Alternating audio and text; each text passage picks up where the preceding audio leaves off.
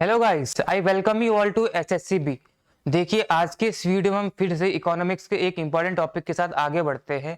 इससे पहले हमने इकोनॉमिक्स के कुछ टॉपिक्स देखे, जैसे उसमें बजट मेन था, तो हमने बजट पूरा उसमें कंप्लीट कर लिया है। बजट के सारे हिस्से यानी कि इनकम को पूरा देख लिया था, एक्सपेंडिचर को भी पूरा हमने देख लिया था। ठीक है, उसके बाद कुछ इंपॉर्टेंट चीज़ें देखी थी। आज हम बढ़ते हैं एक इंपॉर्टेंट टॉपिक के साथ आगे, जो है नेशनल इनकम। ये एक ऐसा टॉपिक है जिससे लोग अक्सर घबराते हैं। ठीक है, लेकिन अगर आप इसको इंटरेस्टिंग तरीके से पढ़ेंगे, आपको ये समझ आएगा अगर, तो इससे ज़्यादा इंटरेस्टिंग कोई टॉपिक इकोनॉमिक्स में नहीं है। ठीक है, तो हम ज़्यादा टाइम वेस्ट नहीं करते हैं और नेशनल इनकम के साथ आगे बढ़ते हैं, इसको समझना शुरू करते हैं।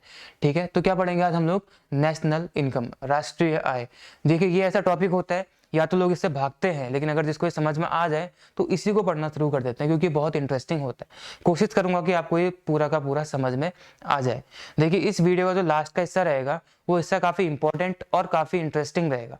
इस पूरे का निचोड़ आखिरी में ही है, आज की वीडियो के लास्ट में इस पूरे का निचोड़ निकल के आएगा, वो आपको जरूर देखना है। ठीक है, और वहां से आपको काफी चीजें आज के बाद क्लियर होनी शुरू हो जाएंगी और ये टॉपिक आपको अच्छे से समझ आना शुरू हो जाएगा। तो ठीक है, आगे बढ़ते हैं और शुरू करते हैं अपने आज के टॉपिक को। देखते हैं नेशनल इनकम। देखिए, नेशनल इनकम होता क्या है? एक तो होती है आपकी इंडिविजुअल इनकम, जो आप कमाते हैं।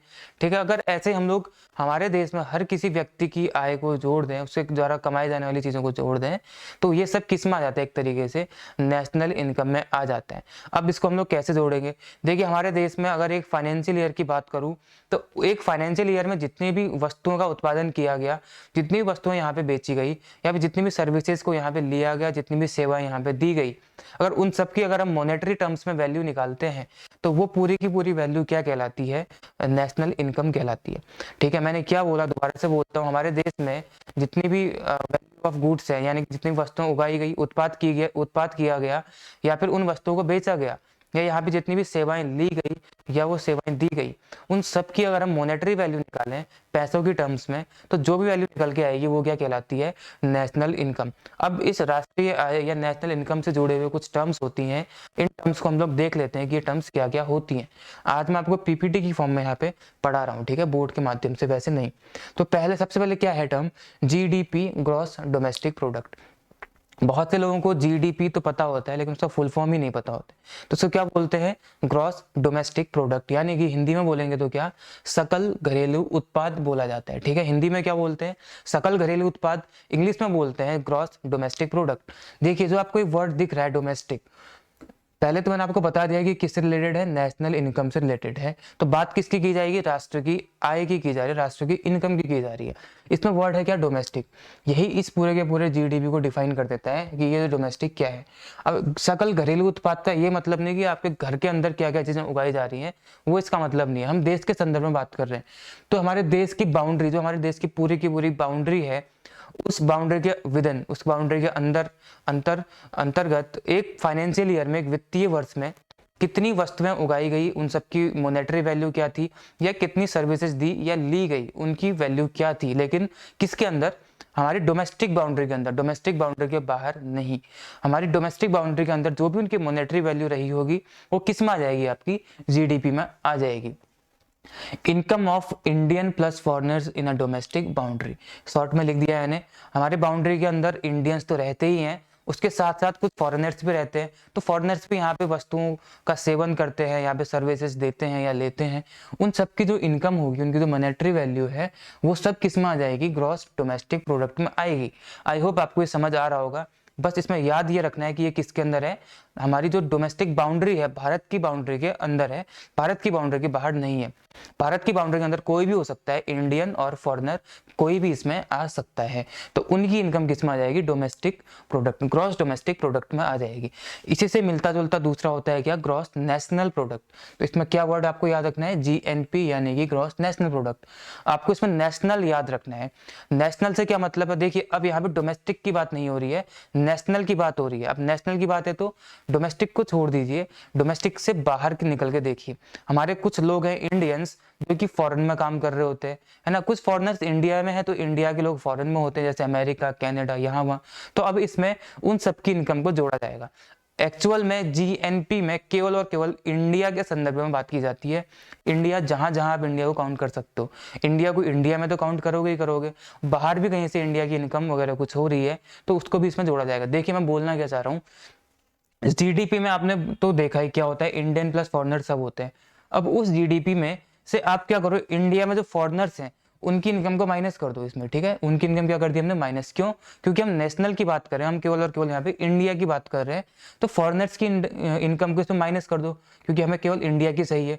तो फॉरेन की माइनस कर दी, लेकिन इंडिया के लोग जो बाहर काम कर रहे हैं उनकी इनकम को यहाँ पे जोड़ दिया जाता है। इंडिया के लोग जो अमेरिका में, कनाडा में, रसिया में कहीं भी काम कर रहे हैं उनकी इनकम को यहाँ पे जोड़ दो, लेकिन बाहर के लोग जो यहाँ पे काम कर रहे हैं उसको माइनस कर दो जीडीपी में से, तो क्या निकल के आता है आपका? जीएनपी, ग्रॉस नेशनल प्रोडक्ट निकल के आ जाता है। समझ रहे होंगे ना, जीडीपी में क्या था, हमारे देश की बाउंड्री के अंदर जो भी कोई है, इंडियन हो चाहे फॉरेनर्स हो, उनकी इनकम को जोड़ दो तो क्या निकल के आ जाएगा आपका? जीडीपी। अब उस जीडीपी में से आप फॉरेनर्स की इनकम को माइनस कर दो, जो भारत में रह करके फॉरेनर्स इनकम कर रहे हैं उसको हटा दो, क्योंकि हमें केवल और केवल नेशनल चाहिए। लेकिन अब आप क्या करो, जो इंडिया के लोग बाहर रह रहे हैं उनकी इनकम को जोड़ दो, तो बाहर रहने वालों की इनकम को हमने जोड़ दिया और फॉरेनर्स की इनकम को घटा दिया, तो क्या निकल के आ गया आपका? जीएनपी यानी ग्रॉस नेशनल प्रोडक्ट निकल के आ गया। इस पूरी समीकरण को तो यहाँ पे दिख रहा है आपका माइनस एफएक्स यानी कि फॉरेनर्स की इनकम प्लस इंडियंस की इनकम जो बाहर रह रहे हैं, इस समीकरण को हम क्या बोलते हैं? इतने हिस्से को, इसको बोलते हैं नेट फॉरेन इनकम। समझ रहे हैं ना, नेट फॉरेन इनकम ही तो है ये। फॉरेनर्स की इनकम को माइनस कर दिया, इंडियंस की इनकम को जोड़ दिया, तो क्या निकल के आ गया? फॉरेन इनकम निकल के आई, लेकिन कौन सी? नेट निकल के आई। समझ रहे हैं इस चीज को? तो हम शॉर्ट में क्या बोलेंगे, जीडीपी में अगर हम लोग नेट फॉरेन इनकम को जोड़ते हैं तो जीएनपी निकल के आता है। तो यही चीज यहाँ पे लिखी हुई है, GDP plus NFI, net foreign income is equal to GNP. और इसी को अगर हम एनएफआई को यहाँ लेके आएंगे तो जीएनपी में से अगर आप एनएफआई को माइनस करते हो तो क्या निकलता है? जीडीपी, ग्रॉस डोमेस्टिक प्रोडक्ट निकल के आता है। आई होप आपको ये समझ आया होगा, ठीक है। जितना ईजी तरीके से हो सकता है समझाने का ट्राई कर रहा हूँ, ठीक है। इसको हम आगे बढ़ते हैं, आपको ये समीकरण देख लेने, यही इंपॉर्टेंट है इसमें, ठीक है। जीडीपी में एनएफआई को जोड़ना है, यानी कि इस चीज को जोड़ना है, तो क्या निकलता है? जीएनपी। ठीक है, उल्टा कर दोगे, जीएनपी में से एनएफआई नेट फॉरेन इनकम को अगर आप माइनस कर दोगे तो क्या निकल के आ जाएगा? जीडीपी। आगे बढ़ते हैं, अगली टर्म क्या है, ये वही लिखा हुआ है यहाँ पे। अगली टर्म क्या आती है आपकी? Gross and net. अभी हमने यूज किया था ना ग्रॉस एंड नेट, यहाँ पे ये आपका नेट लिखा हुआ है, यहाँ पे ग्रॉस लिखा हुआ है, तो इसका क्या मतलब है इसको देख लेते हैं, ग्रॉस एंड नेट का। देखिए ग्रॉस एंड नेट को आपको मैं एक बार इजी लैंग्वेज में समझाना शुरू करता हूँ। देखिए मान लीजिए आप 5 दोस्त हैं, आप 5 फ्रेंड्स ने क्या किया, एक मूवी देखने का प्लान किया और आपने कहा कि हम अगर 10-10 रुपए हर कोई मिलाएंगे तो हमारी मूवी का टिकट, वहां से टिकट का खर्चा निकल के आ जाएगा। यानी कि अगर आप 50 रुपए इकट्ठा करते हैं तो निकल के आ जाएगा। तो आपने 10-10 रुपए इकट्ठा किया पांचों लोगों ने और 50 रुपीज आपके इकट्ठा हो गए। लेकिन अब आप जब यहाँ से सिनेमा हॉल तक जाते हो तो ऑटो का खर्चा आपको देना पड़ जाता है। मान लेते हैं वो कितना हो गया, 10 रुपए हो गए, यानी कि 50 आपने जमा किए थे और बचे अब कितने लास्ट में? 40, क्योंकि आपने 10 रुपए क्या कर दिए? ऑटो के खर्चे में दे दिए। तो देखिए जो आपके एक्चुअल पैसे जमा हुए थे मूवी के लिए, जो मूवी के लिए जमा हुए थे 50, तो ये क्या हो जाएगा आपका? Gross value. मूवी के लिए आपने पर पर्सन 10 रुपए लिए थे तो कितने हुए थे? ग्रॉस वैल्यू क्या निकल के आई थी? 50। लेकिन एक्चुअल मूवी के लिए कितने रुपए आपके पास बचे? जो नेट वैल्यू आपके पास निकल के आई लास्ट में कितनी बची? 40, है ना। मूवी के लिए आपने लिए थे 50, लेकिन एक्चुअल में लास्ट में बचे कितने आपके पास? 40। 10 रुपए आपके खर्च हो गए कहीं ना कहीं। तो जो नेट वैल्यू निकली मूवी देखने के लिए, नेट वैल्यू क्या निकली? 40, लेकिन ग्रॉस वैल्यू क्या थी? 50। इसका एक एग्जांपल और देख सकते हैं। अभी सिलेंडर की बात अगर हम करें तो जब सिलेंडर 800-900 रुपए का हुआ करता था अभी कुछ टाइम पहले, उस टाइम पे क्या था, आप 800 रुपए पे करते थे, लेकिन 800 रुपए पे करने के बाद आपके अकाउंट में सब्सिडी वापस आती थी कि नहीं? 800 रुपए आपने पे किए, सब्सिडी आपके उसमें मान लो 300 रुपए वापस आई। तो अगर आपने खर्चा किया कितने रुपए का? 800 रुपए का, तो ग्रॉस खर्चा क्या हो गया आपका? ग्रॉस एक्सपेंडिचर की अगर बात करूं तो ग्रॉस हो गया 800 रुपए, लेकिन 300 सब्सिडी की फॉर्म में वापस आ गए, तो नेट खर्चा सिलेंडर पे कितना हुआ आपका? 500 रुपए हुआ कि नहीं? यही होता है आपका ग्रॉस एंड नेट। ग्रॉस में क्या हो गया था? 800 रुपए खर्च हुए थे, आपके जेब से 800 रुपए गए थे, लेकिन अगर आप सब कुछ खत्म हो गया लास्ट में, जब सब कुछ हिसाब किताब कंप्लीट हुआ तो कितने रुपए आपके जेब से गए उस टाइम पे? केवल और केवल 500 रुपए गए थे, 800 रुपए नहीं गए थे। जो 800 रुपए था वो ग्रॉस था और जो 500 रुपए था वो नेट खर्चा था, यानी कि वो क्या हो गया आपका? नेट हो गया 500। तो यही होता है ग्रॉस एंड नेट। ग्रॉस में से अगर देखिए ग्रॉस वैल्यू हमेशा बड़ी रहेगी, जाहिर सी बात है, और नेट हमेशा क्या हो जाएगा? कम हो जाएगा। जो ग्रॉस वैल्यू है तो जो बाकी चीज थी ना यहाँ पे, जैसे ये था, क्या था आपका खर्चा हो गया यहाँ पे 10 रुपए का, यहाँ पे 30 रुपए आपके वापस आ गए, तो इन सब चीजों को क्या बोलते थे हम लोग, एक तरीके से डेप्रिसिएशन में गिन लिया जाता है। ठीक है, एक तरीके से डेप्रिसिएशन इसको मान लिया जाता है या हानि मान ली जाती है। तो ग्रॉस में से अगर अपना डेप्रिसिएशन, जो भी आपकी हानि हो रही है या लाभ भी हो रहा है, कुछ भी हो रहा है अगर आपका, तो उस डेप्रिसिएशन को अगर आप हटा देते हो तो क्या निकल के आता है, नेट वैल्यू निकल के आती है। ग्रॉस वैल्यू क्या आती है 50। 10 रुपए की आपको कहीं ना कहीं हानि हो रही है, कुछ ना कुछ तो हो रहा है ना 10 रुपए का, तो ये डेप्रिसिएशन में आ गया। तो ग्रॉस में से डेप्रिसिएशन को आप हटा देते हो तो क्या निकल के आता है, आपका नेट निकल के आता है। ये चीज आपको समझना था, gross minus depreciation is equal to net. या फिर नेट में अगर आप डेप्रिसिएशन जोड़ देते हो तो आपका ग्रॉस निकल के आ जाएगा। कुछ नहीं करना है, डेप्रिसिएशन यहाँ कर दोगे तो प्लस हो जाएगा। तो net plus depreciation is equal to gross. समझ में आ रहा होगा? तो समझ में क्या आया यहाँ से, ग्रॉस क्या होगा, बड़ी वैल्यू है। ठीक है, gross is always greater than net. आपको समझ आ रहा होगा। नेट कब निकलता है, जब ग्रॉस में से माइनस कर दो, इसका मतलब ग्रॉस बड़ा है और नेट छोटा है। तो यही चीज यहाँ पे लिखी हुई है, ग्रॉस में से डेप्रिसिएशन माइनस करोगे तो नेट निकल के आएगा, या फिर नेट में अगर आप डेप्रिसिएशन जोड़ोगे तो ग्रॉस निकल के आ जाएगा। आई होप आपको ग्रॉस और नेट समझ में आया होगा। तीसरा चीज हम देखते हैं, market price and factor cost. National income count करते टाइम हमें ये सब टर्म्स आएंगी सामने, इसलिए इनको डिफाइन कर रहा हूँ, बहुत अच्छे से समझाने का ट्राई कर रहा हूँ। Market price and factor cost का क्या मतलब है, देखिए मार्केट प्राइस मतलब, मार्केट प्राइस वो प्राइस है जिस प्राइस पे आप अपने प्रोडक्ट को मार्केट में बेचते हो। जाहिर सी बात है, आपने 10 रुपए का पेन मार्केट में बेचा तो क्या है, एक मार्केट प्राइस है। मान लो पेन है, ये 10 रुपए का है मार्केट में, तो ये क्या है, इसकी मार्केट प्राइस है। ठीक है, इसको क्या बोलते हैं हम लोग, market price. A price at which a product is sold in market, that is called market price. लेकिन फैक्टर कॉस्ट क्या है, इस पेन को बनाने में हमारी लागत क्या आई है, इसको प्रोड्यूस किया मैंने अगर, तो 10 रुपए का तो नहीं होगा, जाहिर सी बात है 8 रुपए का होगा। मैंने अपना फायदा कमाने के लिए उसमें क्या किया, उसको 10 रुपए का बेचा, यानी कि मार्केट में बेचा तो क्या हुआ, वो मार्केट प्राइस हुआ। लेकिन जिस मूल्य पे जितनी लागत इसको बनाने में लगी है वो क्या होती है, फैक्टर कॉस्ट। तो वही लिखा हुआ है, price at which a product is sold in market and price at which a product is produced is called market price and factor cost respectively. जिस प्राइस पे उसको बेचा जाएगा मार्केट में वो क्या कहलाएगा, मार्केट प्राइस। जिस प्राइस पे वो प्रोड्यूस हुआ है वो प्राइस क्या कहलाएगा, आपका फैक्टर कॉस्ट कहलाएगा। ये चीजें इसमें आपको समझनी थी। आई होप आपको समझ में आया होगा। Market price and factor cost, gross and net, और इससे पहले हमने क्या देखा था, जीडीपी और जीएनपी। ध्यान रखना है, डोमेस्टिक क्या होता है, डोमेस्टिक बाउंड्री के अंदर। नेशनल में क्या होता है, अगर कोई बाहर से भी इनकम हो रही है इंडियंस की, इसमें केवल और केवल क्या किया जाता है, इंडियंस को ही काउंट किया जाता है, फॉरेनर्स को इसमें हम लोग हटा देते हैं। तो वही चीज यहाँ पे थी। इस पार्ट को अगर आप 2-3 बार देखोगे तो आपको समझ आ जाएगा, अगर आपको एक बार में समझ नहीं आया, वैसे आपको समझ आ गया होगा। तो हमने क्या लिखा, देखो यही हो गया यहाँ पे, ये लिखा ना। उसके बाद अगर हम देखें तो कैसे काउंट करोगे, फैक्टर कॉस्ट था। फैक्टर कॉस्ट में क्या कर सकते हैं हम लोग, मैंने लिखा नहीं गया, हाँ देखिए फैक्टर कॉस्ट था यहाँ पे। फैक्टर कॉस्ट में मार्केट प्राइस की मैंने बात करी। फैक्टर कॉस्ट में क्या हो सकता है, जो भी आपके मान लीजिए 8 रुपए का ये पेन है, 8 रुपए का पेन है, इसमें क्या किया गवर्नमेंट, जीएसटी लगाती है आजकल, तो उसने इनडायरेक्ट टैक्स में इम्पोज कर दिया है ना। तो 8 रुपए का पेन था, उसमें क्या हुआ, आपको यहाँ पे इनडायरेक्ट टैक्स आप पे लग गया, तो ये टैक्स का बर्डन भी आप कस्टमर पे डालोगे, जाहिर सी बात है। लेकिन गवर्नमेंट ने क्या किया, कुछ सब्सिडी भी आपको इसमें दे दी है ना। गवर्नमेंट ने क्या किया, टैक्स तो इस प्रोडक्ट पे लगाया, प्रोड्यूस करने वाले ने जो प्रोड्यूस किया गया फैक्टर कॉस्ट, यानी कि 8 रुपए का था, उस पर एक टैक्स लग गया, जो क्या हो गया, इनडायरेक्ट टैक्स हो गया। लेकिन गवर्नमेंट ने उस पर आपको सब्सिडी भी दे दी साथ में। तो अब आप क्या करोगे, सब्सिडी को माइनस करोगे, क्योंकि इसकी लागत एक्चुअली में इसकी लागत क्या होगी, फैक्टर कॉस्ट होगी, जो उसमें इनडायरेक्ट टैक्स, ये क्या हो गया आपका मार्केट प्राइस तो हो गया, लेकिन ये ज्यादा हो रहा है। क्यों, क्योंकि सब्सिडी भी इसमें दी गई है कहीं ना कहीं गवर्नमेंट ने। गवर्नमेंट को अगर आपको इसमें सब्सिडी दी गई है तो इसको आपने इसमें से क्या करना पड़ेगा, माइनस, क्योंकि वो एक्चुअली फायदा किसका हो रहा है, बेचने वाले का ही तो हो रहा है सब्सिडी में, है ना।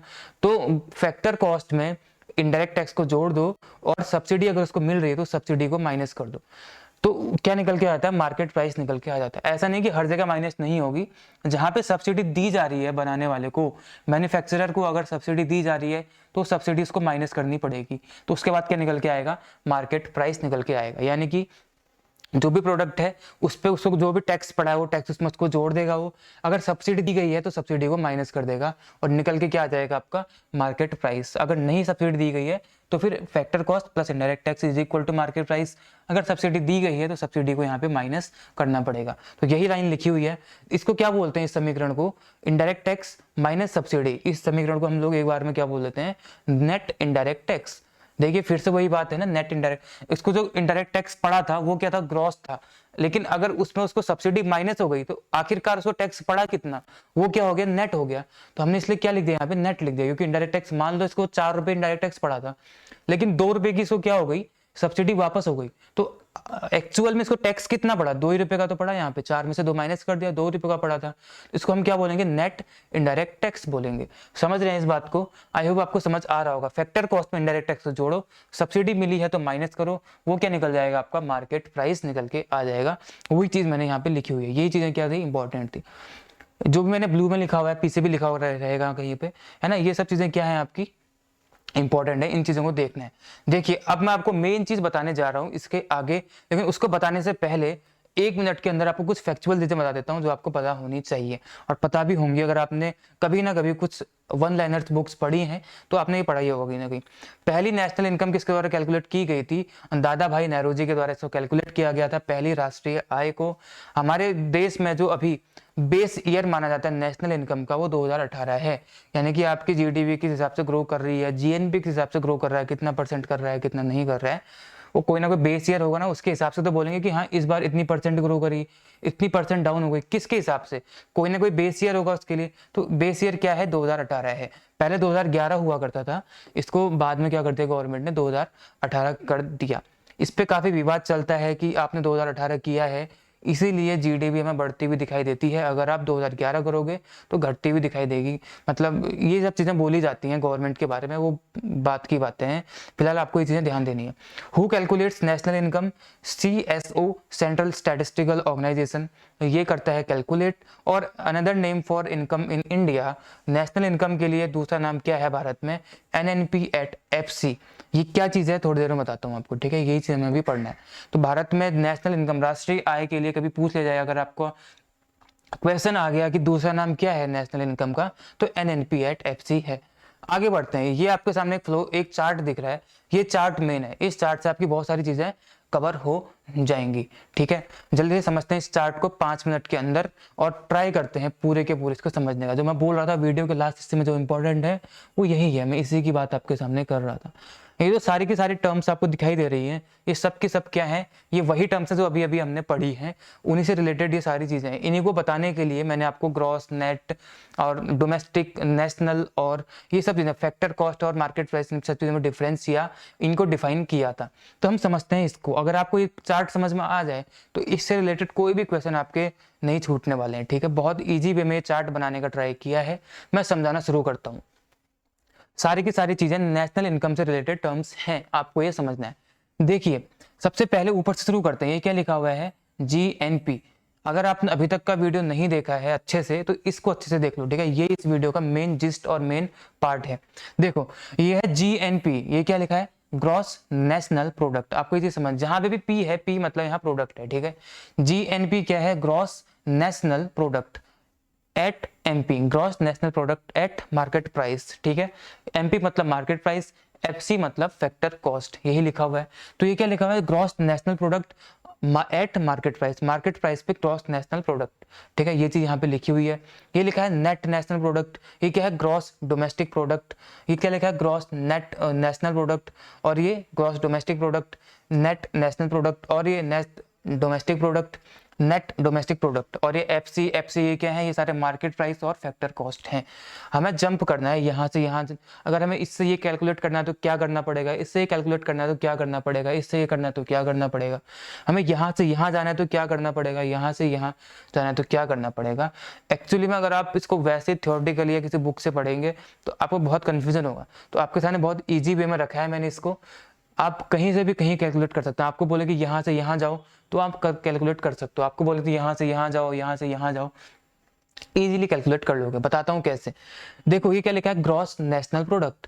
देखिए ग्रॉस नेशनल प्रोडक्ट से अगर आपको नेट नेशनल प्रोडक्ट में आना है, सबसे पहले देखिए क्या क्या चीजें हैं, मार्केट प्राइस है यहाँ पे भी और यहाँ पे भी मार्केट प्राइस है, तो दोनों चीजें सेम है ना। तो मार्केट प्राइस से आपको मार्केट प्राइस में आना है तो कोई दिक्कत नहीं होगी, प्रोडक्ट तो है ही। नेशनल से नेशनल में आना है तो भी कोई दिक्कत नहीं है, आपको नेशनल से नेशनल में ही आना है तो कोई दिक्कत नहीं है। प्रॉब्लम कहाँ आ रही है, यहाँ पे लिखा है ग्रॉस और यहाँ पे लिखा है क्या, नेट। ये तो डिफरेंस है, gross national product at MP, net national product at MP. तो आपको डिफरेंस क्या दिख रहा है, यहाँ ग्रॉस है, यहाँ पे नेट है। तो डिफरेंस केवल और केवल ग्रॉस और नेट का है।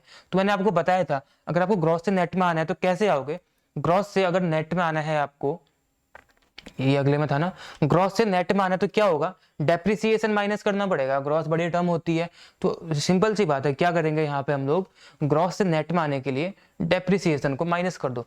इसमें से जो भी डेप्रिसिएशन हुआ होगा उसको माइनस करो, तो आप कहाँ जाओगे, नेट में आ जाओगे, यानी कि एनएनपी एट एमपी पे आ जाओगे।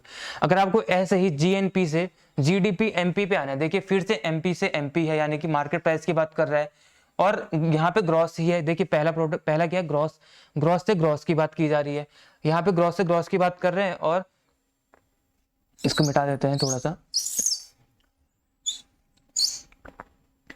देखिए ग्रॉस से ग्रॉस की बात कर रहे हैं, लेकिन यहाँ पे क्या, नेशनल से डोमेस्टिक में आ गए हैं, है ना। मैंने बताया था डोमेस्टिक और नेशनल में कुछ डिफरेंस होता है, तो नेशनल से हम डोमेस्टिक में आ रहे हैं, प्रोडक्ट तो है ही, और मार्केट प्राइस में कोई चेंज नहीं करना है। तो हमें क्या चेंज करना है, नेशनल को डोमेस्टिक में लेके आना है।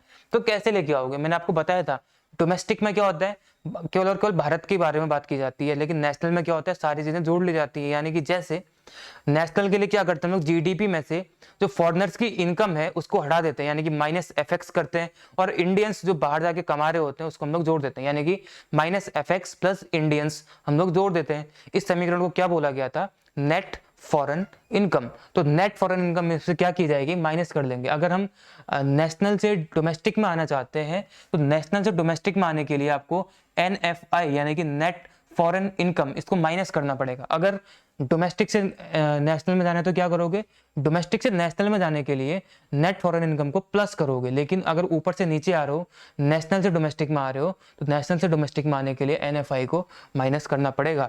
आपको यहाँ पे बताया गया था बहुत अच्छी तरीके से। देखिए नेशनल से अगर आपको जीडीपी में आना है, यानी कि डोमेस्टिक में आना है, तो एनएफआई माइनस होगा। ठीक है, इसलिए बोल रहा था, इसको अच्छे से देख लो।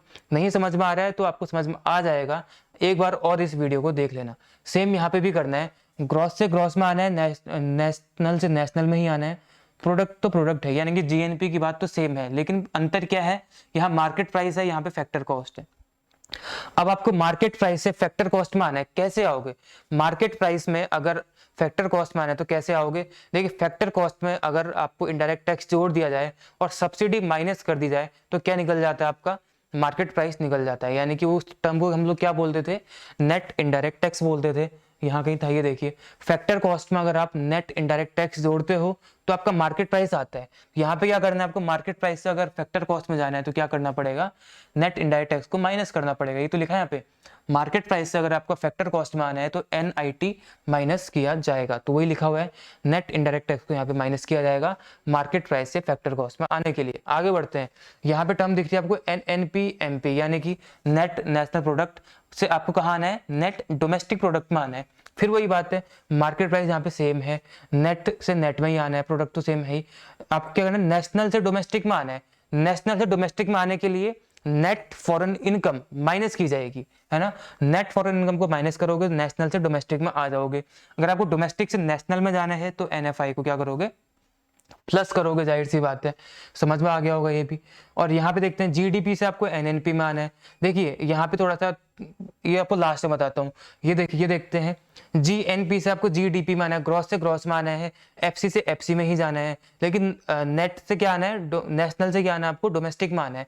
नेशनल से डोमेस्टिक में आने के लिए क्या करना होता है, एनएफआई को माइनस करना होता है। ये चीज आपको दिख रही है। अगर आपको यही बोलता जीडीपी एफसी से जीएनपी एफसी में जाओ, अगर यहाँ से यहाँ जाने को बोलता तो आप प्लस करोगे, ऊपर से नीचे आने को बोल रहा तो आप माइनस करोगे। ठीक है, ये टर्म इस पूरे चार्ट में जो एरो दिखा रखे हैं इस हिसाब से बता रखे। अगर आपको उल्टा जाना पड़े तो ठीक है, इसका उल्टा करते चले जाओगे। जैसे यहाँ से यहाँ जाना है तो प्लस कर दो, ऊपर से नीचे आना है तो माइनस तो है ही।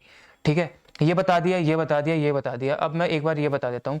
देखिए अगर एनडीपी से आपको एनडीपी में ही आना है, देखिए नेट डोमेस्टिक प्रोडक्ट से आपको नेट डोमेस्टिक प्रोडक्ट में ही आना है। लेकिन ये जो नेट डोमेस्टिक प्रोडक्ट है ये मार्केट प्राइस पर है, ये फैक्टर कॉस्ट पे है। तो आपको मार्केट प्राइस से फैक्टर कॉस्ट में आना तो क्या करना पड़ता है, मार्केट प्राइस से फैक्टर कॉस्ट में आने के लिए नेट इनडायरेक्ट टैक्सेस को आपको क्या करना पड़ता है, मार्केट प्राइस से फैक्टर कॉस्ट में आने के लिए NIT माइनस करनी पड़ती है। तो मार्केट प्राइस से फैक्टर कॉस्ट में आने के लिए NIT को क्या कर दिया गया, माइनस कर दिया गया। सेम यहाँ देखो, अगर आपको यहाँ से यहाँ जाना है तो GDP है, फैक्टर कॉस्ट की बात की जा रही दोनों जगह पे, तो कोई अंतर है नहीं, फैक्टर कॉस्ट तो वही है। डोमेस्टिक प्रोडक्ट डिफरेंस किसमें है, ग्रॉस और नेट में है। ग्रॉस से नेट में आते हैं तो डेप्रिसिएशन माइनस करना पड़ता है, तो ये कर दिया गया। ग्रॉस में से डेप्रिसिएशन को माइनस करो तो आपको क्या आ जाएगा, नेट आ जाता है। तो ये सारी चीजें हमने इसमें देख ली हैं। इससे ये देख लेते हैं NNP यानी कि नेट नेशनल प्रोडक्ट से आपको किस में आना है, नेट डोमेस्टिक प्रोडक्ट। नेट की बात कर रहा है, प्रोडक्ट तो है ही, फैक्टर कॉस्ट है ही। डिफरेंस क्या है, केवल और केवल नेशनल और डोमेस्टिक का है। नेशनल से डोमेस्टिक में आना होता है तो नेट फॉरेन इनकम को माइनस किया जाता है, NFI को माइनस किया जाता है। तो ये भी आपका हो गया। केवल आपको ये समझना है, इसमें 3-4 चीजें देखनी है एक साथ। यहाँ पे देखिए GDP, यहाँ पे सारी चीजें बदल दी गई है। GDP से NNP बोल दिया, यानी कि ग्रॉस से नेट में आओ, डोमेस्टिक से नेशनल में आओ, और MP से FC में आओ, यानी कि सारी चीजें इसमें चेंज कर दी गई हैं। अगर सारी चीजें चेंज कर दी गई हैं तो सारी चीजें माइनस करनी पड़ेंगी। ग्रॉस से अगर नेट में आना है तो डेप्रिसिएशन माइनस करोगे, समझ में आ रहा होगा। ग्रॉस से नेट में आने के लिए डेप्रिसिएशन माइनस किया। डोमेस्टिक से अगर नेशनल में आना है तो NFI को प्लस कर। देखिए यहाँ पे नेशनल से डोमेस्टिक नहीं है, डोमेस्टिक से नेशनल है। तो डोमेस्टिक से नेशनल में जाना है, अगर डोमेस्टिक से नेशनल में जाना है तो NFI प्लस करना पड़ेगा, तो वही किया गया है। डोमेस्टिक से नेशनल में आए तो NFI प्लस कर दिया गया। मार्क प्रोडक्ट तो कुछ है नहीं। MP मार्केट प्राइस से फैक्टर कॉस्ट में आना है तो नेट इनडायरेक्ट टैक्सेस को क्या किया जाएगा, माइनस किया जाएगा। तो MP से FC फैक्टर कॉस्ट में आने के लिए NIT माइनस करोगे। फैक्टर कॉस्ट में अगर आप NIT जोड़ते हो तो मार्केट प्राइस निकल के आता है, तो मार्केट प्राइस में से NIT माइनस करोगे तो फैक्टर कॉस्ट निकल के आएगा। तो यहाँ से यहाँ आने के लिए आपको 3 चीजों में डील करना पड़ा था। अगर आपको यहीं से यहाँ से लेके बोला जाए GNP से NDP में आओ, GNP MP से लेके GNDP FC में आओ, तो क्या करोगे, ये वाला पाथ अपना लो, डेप्रिसिएशन माइनस करो, NFI माइनस करो, NIT माइनस करो, तो आप यहाँ पहुंच जाओगे। या यहाँ से भी आ सकते हो, NIT माइनस करो, NFI माइनस करो, डेप्रिसिएशन माइनस करो, तो यहाँ निकल के आ जाओगे।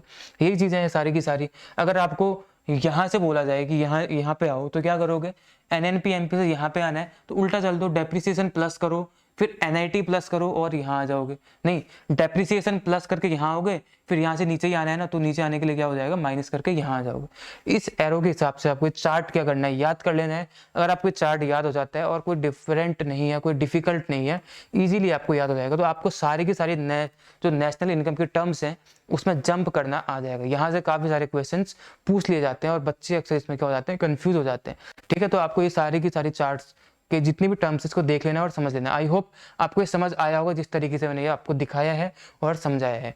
ठीक है, इसमें कोई डिफिकल्टी नहीं है, आपको बस एक बार वीडियो दोबारा देखना है, PDF को बार बार पढ़ लेना है, ताकि आपको ये सारे टर्म्स के फुल फॉर्म पता हो जाए। बाकी आपको कोई दिक्कत इसमें नहीं आने वाली है। ठीक है, आप ये सब चीजें इसमें समझ गए होंगे, ऐसी मैं इसमें उम्मीद करता हूं, इसमें कोई डिफिकल्टी नहीं होगी। तो फिर देखिए था नेशनल इनकम। नेशनल इनकम में हमने सारी मेन चीजें फिलहाल देख ली, हम इसमें आगे फिर बात करेंगे।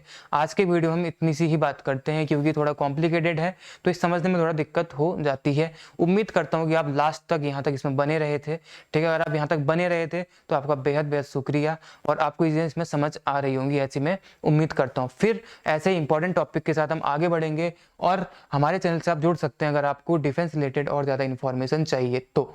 ठीक है, और हम बहुत ही जल्द इसमें और कुछ नया काम करने वाले हैं, उससे आपको परिचित कर दिया जाएगा। ठीक है, तो फिर ठीक है, फिर मिलते हैं अगले वीडियो में किसी और अन्य इंपॉर्टेंट टॉपिक के साथ। तब तक जय हिंद, जय भारत।